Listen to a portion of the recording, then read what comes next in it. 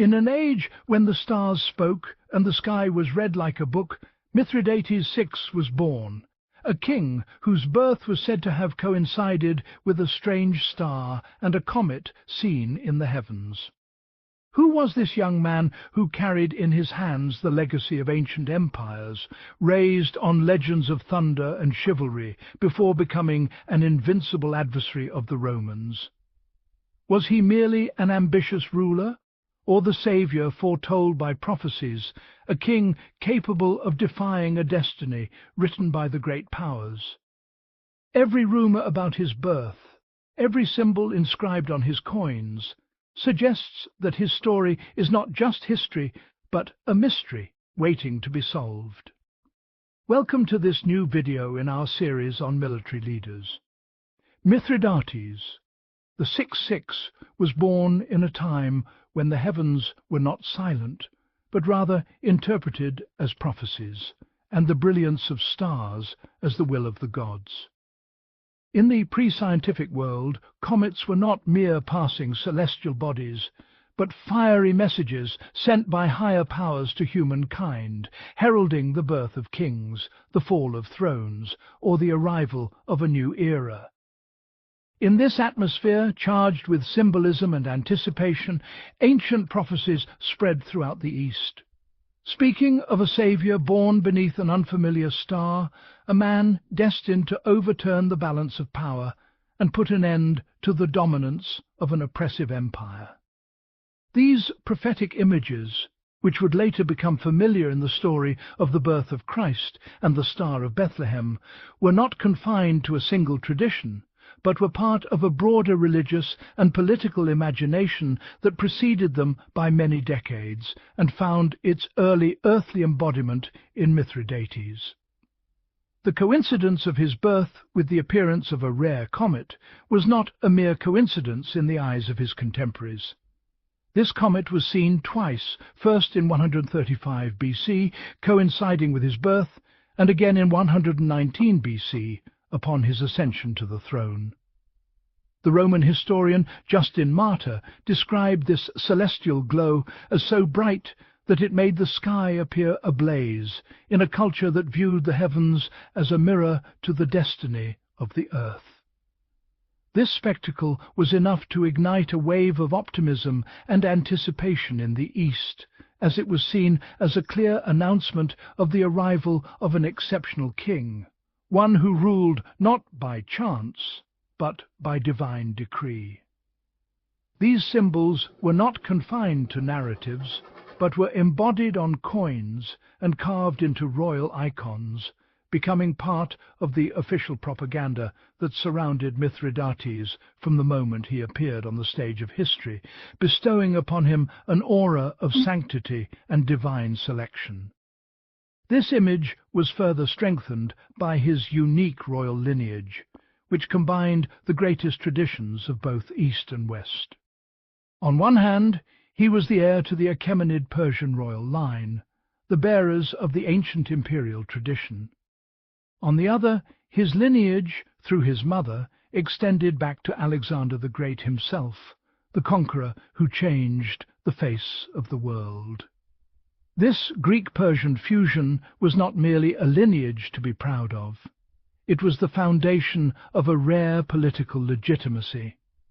The Easterners saw him as a continuation of the ancient Persian legacy, while the Greeks viewed him as the living embodiment of Alexander's dream, a dream that had been halted by death.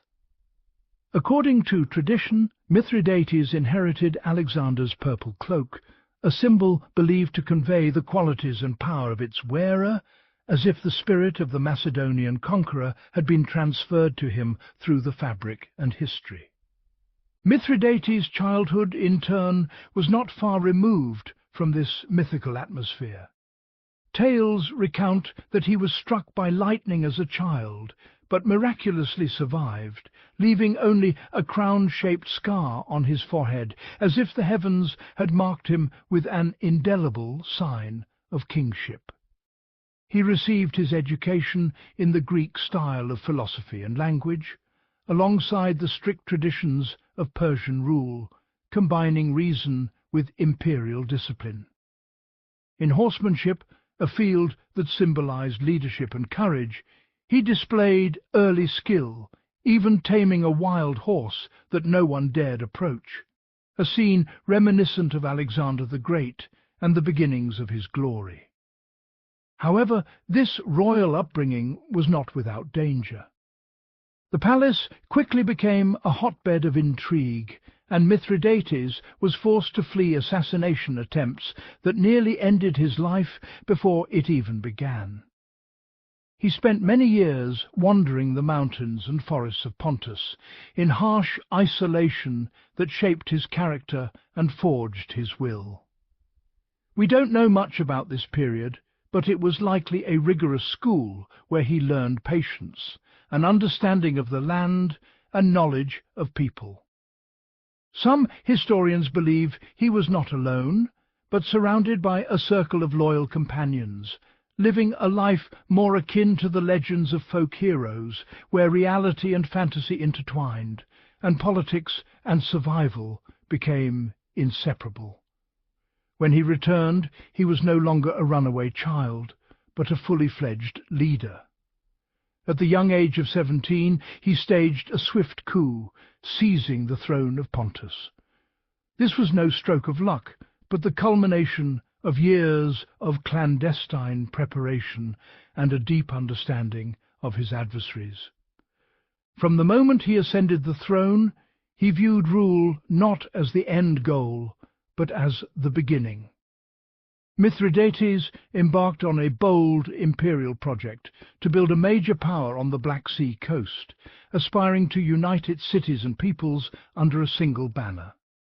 This ambition inevitably brought him into direct confrontation with the greatest power in the Mediterranean world at the time, Rome. He reorganized the Pontic army on modern foundations, recruited a vast army from diverse ethnic backgrounds, and built a powerful navy, supported by alliances with pirates, which gave him effective control over maritime trade routes. He led successful campaigns against the northern tribes of the Scythians and Sarmatians, employing both force and diplomacy. He possessed exceptional linguistic intelligence, reportedly speaking more than 20 languages without needing an interpreter. This enabled him to address each people in their own tongue and gain their loyalty directly, a rare achievement in a world torn apart by divisions. Thanks to his control of the wealthy coastal cities and key maritime trade routes, riches flowed into Pontus's coffers. These funds were not squandered on court extravagance, but were reinvested in building fortresses, fortifying borders, and funding the army and navy. Dozens of fortresses were erected, some specifically to protect the state's treasures, thus creating one of the most powerful Black Sea empires of the ancient world. An empire born of legend, nurtured by destiny, and growing in strength, possessing the audacity to challenge Rome itself.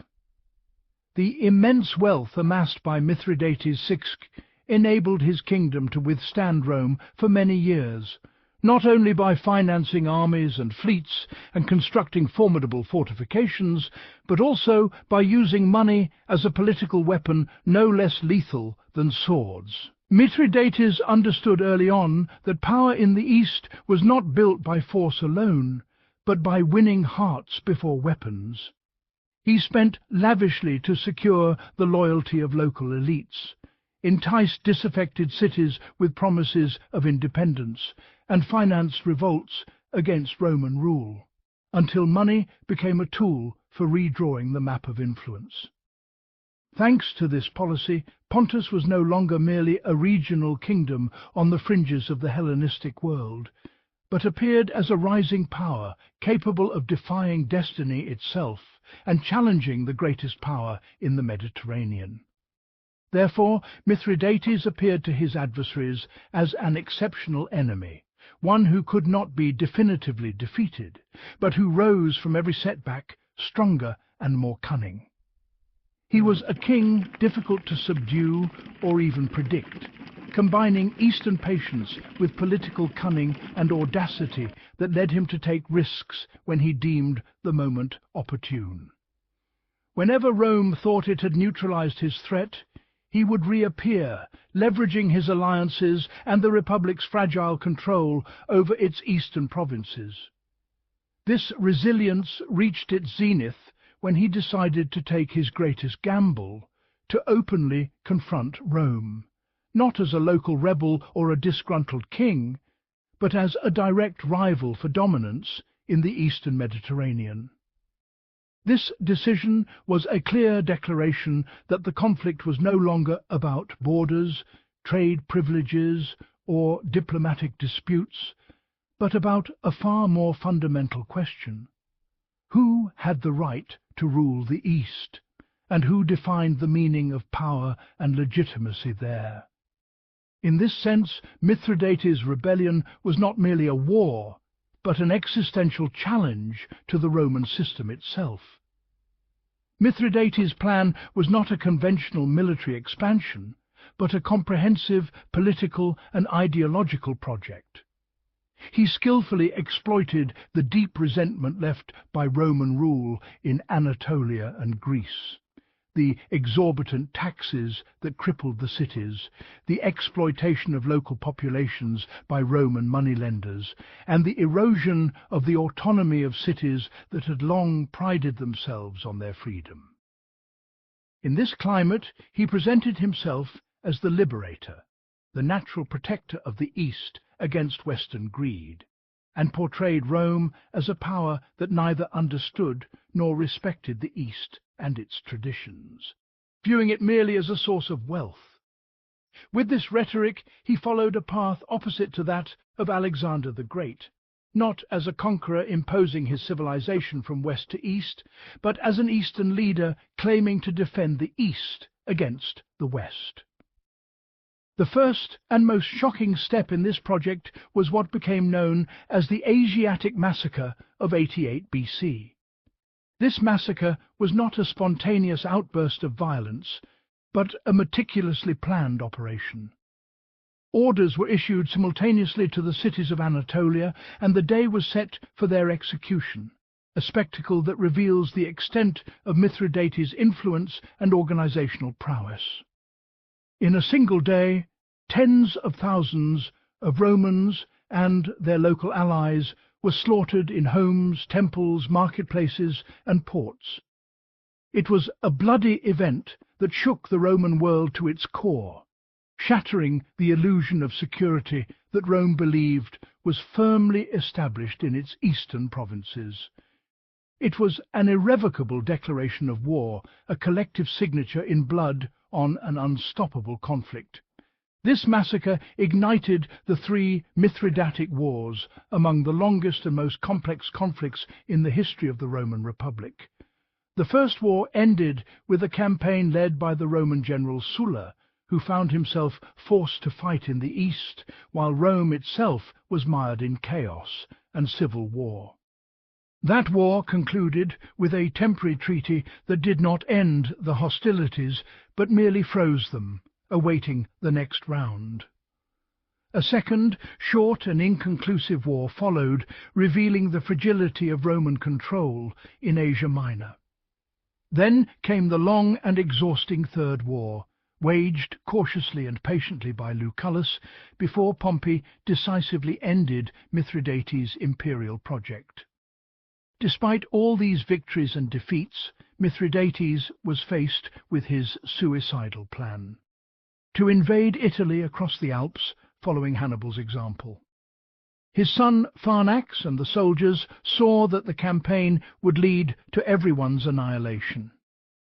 Known for his extreme suspicion, which had led him to execute some of his own sons on mere suspicion of conspiracy, Pharnax felt that his own life would be next on the list of those to be killed, and so he decided to betray his father. Pharnax also wanted to appease Rome and preserve what remained of the kingdom, so he betrayed his father to prove to Pompey that he was a trustworthy ally. He succeeded, and as a reward Pompey appointed him king of the Bosphorus. The coup ended with Mithridates besieged in his palace at Panticapaeum in present-day Crimea, where he attempted suicide by poison. When that failed, he ordered one of his soldiers to kill him with a sword, thus ending his life. However, the danger posed by Mithridates cannot be understood outside the context of Roman history itself. Rome faced him during one of its most turbulent periods. Bloody civil wars among its leaders, a fierce power struggle, provincial rebellions, and social crises that erupted into slave revolts. The Republic was fighting in the east while bleeding at home, making Mithridates, between 88 and 63 BC, the most dangerous external adversary Rome had known in that era. He was not a military genius in the mould of Hannibal, but he possessed a rare personal strength, an unyielding will, and an astonishing ability to wait and maneuver, which prevented his enemies from breaking him psychologically before they could defeat him militarily. Beyond warfare, Mithridates was surrounded by a legendary aura, fueled by his multifaceted personality. He was a skilled knight, a king who married several queens to solidify alliances, a politician who understood the value of symbolism and legitimacy, a patron of science and the arts, and a man of broad intellectual curiosity. He was famous for his obsession with poisons and their antidotes, earning him the nickname King of Poisons, as he sought to protect his body from assassination in a world where death was often poisoned before it was unleashed on the battlefield. Thus his story transcended the mere tale of a king defeated by Rome. It became a model of a leader who combined myth with political ambition, leaving a profound mark on one of the most turbulent and complex periods in Roman history, a time when even for a moment the East could have slipped from Rome's grasp forever. Don't forget to subscribe. See you next time.